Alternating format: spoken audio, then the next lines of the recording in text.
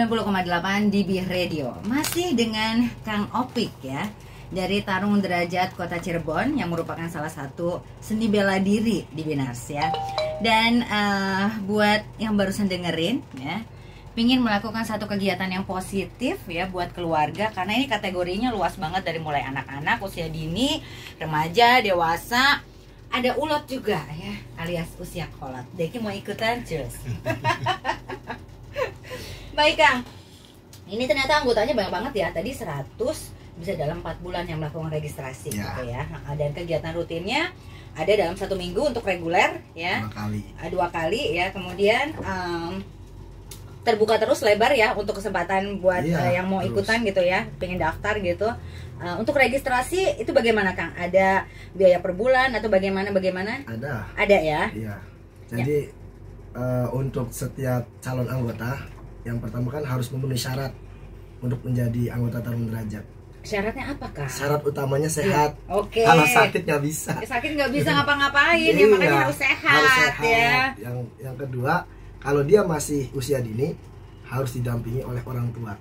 Jadi nggak ada istilah anak-anak bisa daftar sendiri tanpa didampingi oleh orang tua. Orang tua ini ada wali siapa aja.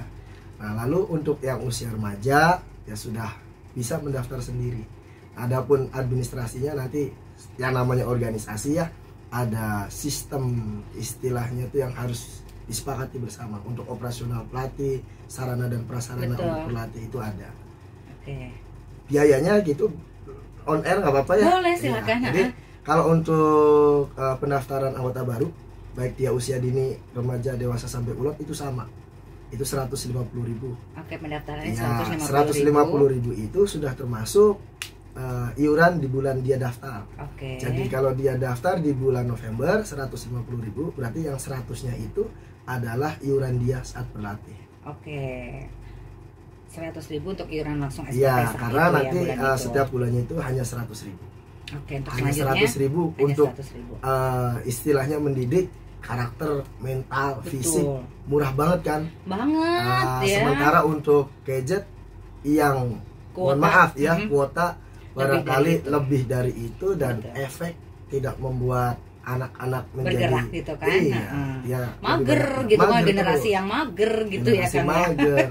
Tapi kalau di Tarung Derajat, dipanggil nggak nengok. Di Tarung Derajat anak-anak dibuat untuk lebih aktif, lebih responsif, motorik gitu ya. Jadi banyak saat ini ya, terutama yang melihat anak saya gitu ya, kok dia bisa begini, bisa begitu, akhirnya termotivasi.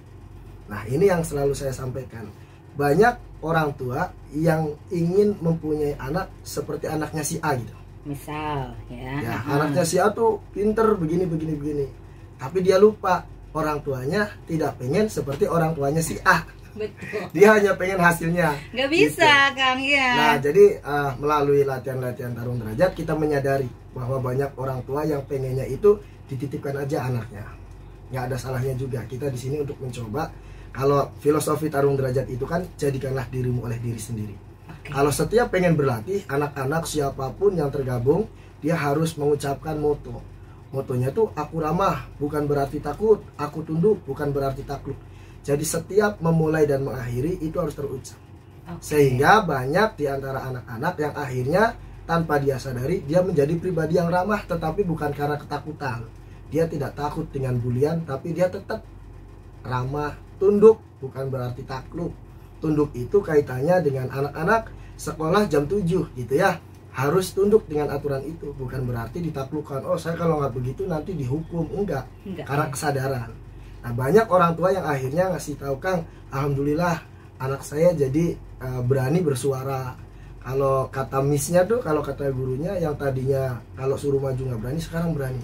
Ada yang pengennya mimpin doa terus katanya. Seperti itu. Nah, itu adalah sesuatu yang terukur dan realistis. Artinya saya secara pelatih juga dididik oleh perguruan pusat itu untuk menjadi pelatih yang profesional dan proporsional. Profesional itu di bidangnya, proporsional itu kan sesuai takarannya. Tidak bisa saya melatih tentara dipraktekkan dengan anak usia dini.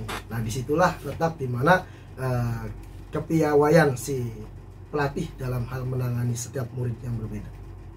Oke, itu tadi manfaat ya dari mengikuti kegiatan seni bela diri dari Tarung Derajat ini. Banyak gitu. Sekarang gini teh, jadi orang bilang kalau cuma pengen belajar rendang, pengen belajar mukul, di YouTube juga ada. Beda. Ya, atau di Tarung Derajat juga banyak di YouTube ya. Yang tidak ada adalah bagaimana si anak diberikan yang pertama tadi nilai-nilai, ajaran, motivasi, doktrin, kan seperti itu. Betul. Kalau di YouTube oh begitu. Itu ya, bela diri itu tidak lepas dari menendang, memukul, membanting, kan begitu ya. Betul. Nanti resikonya kena tendang, kena pukul, kena banting, udah gitu aja. Iya. Padahal sebetulnya di balik itu semua ada filosofi. Ada filosofi yang tidak semua perkumpulan bela diri itu konsen. Betul. Dia hanya bicara yang penting murid saya bisa menendang, sehingga nanti bisa menendang temennya, dia bisa nanti melukai orang yang tidak bersalah karena tidak diajarkan, tidak ditekankan bahwa aku ramah bukan berarti takut, aku tunduk bukan berarti takluk. Lalu begini, aku berlatih tarung derajat adalah untuk menaklukkan diri sendiri, tetapi tidak untuk ditaklukkan oleh orang lain. Wih, keren.